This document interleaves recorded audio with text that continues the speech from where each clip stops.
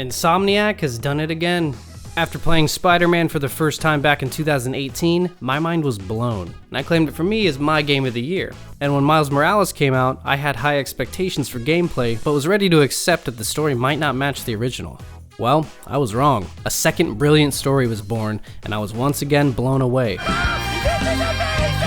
Now here we are with Spider-Man 2, a mashup of the two, including both Spider-Man as playable characters, and previous divisions of New York from both games, plus new iconic villains, skills, side quests, and suits, all with incredible detail, from your suit ripping after a rough battle, to seeing people living their lives inside of every building around New York. And, of course, a fantastic story filled with emotional struggle and adversity. The Spider-Man and this story really takes us down the path of forgiveness and understanding.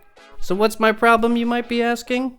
Well, I'll tell you. But not before I talk about all the great things about this game first. We'll be right back after this. So let's talk about what's changed. It would seem like an easy port just to take all the previous moves, skills, suits, and side quests and recycle them into a new game with a new story. And while there is a lot of inspiration and similarity from the previous systems, luckily, a lot feel fresh and improved. So let's talk about some combat.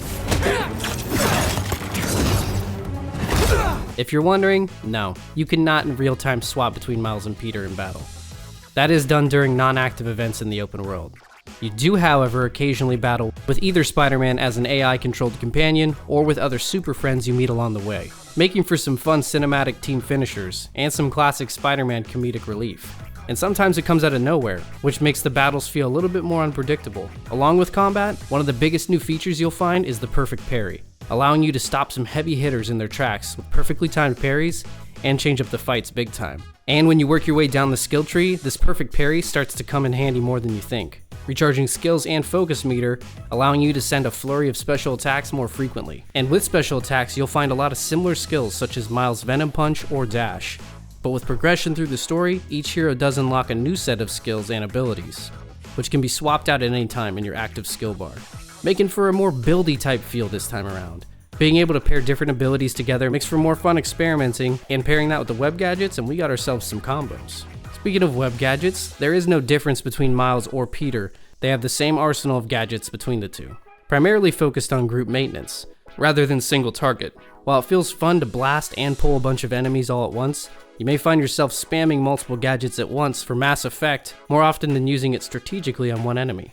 Speaking of webs, let's talk about getting around the city. The web slinging feels great as ever, and even includes some new ways to get around. One of them being a corner zip to rip you around tight corners of the city at high-speed chases, and another being an iconic stunt, which is the slingshot, blasting you off into the air to deploy those new web wings.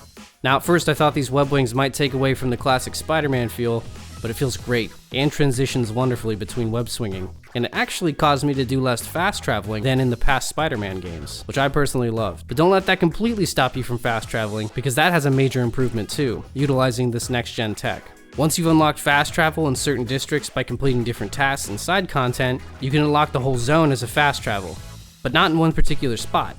Anywhere your ping is on the map, when you hit fast travel is where you drop in, and it's literally instant. No fun subway loading screens, but snap right into New York again with no downtime.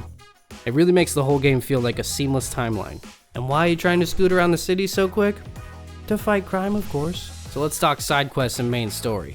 Now for the most part you can choose to play whoever you want at any time, but there are certain side quests and main story sections that will require you to play both Peter or Miles at any given time.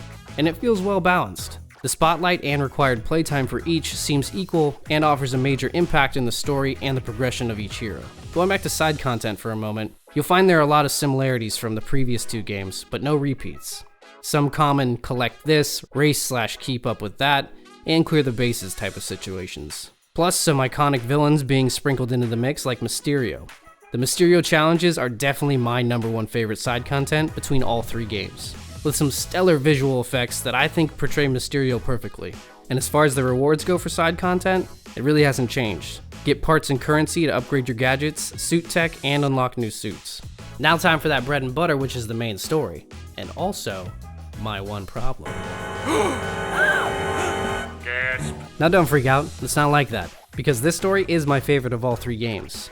No, I didn't cry as hard as I did in the first one, and I didn't get poked in the heart about growing up and dealing with loss at a young age like Miles did.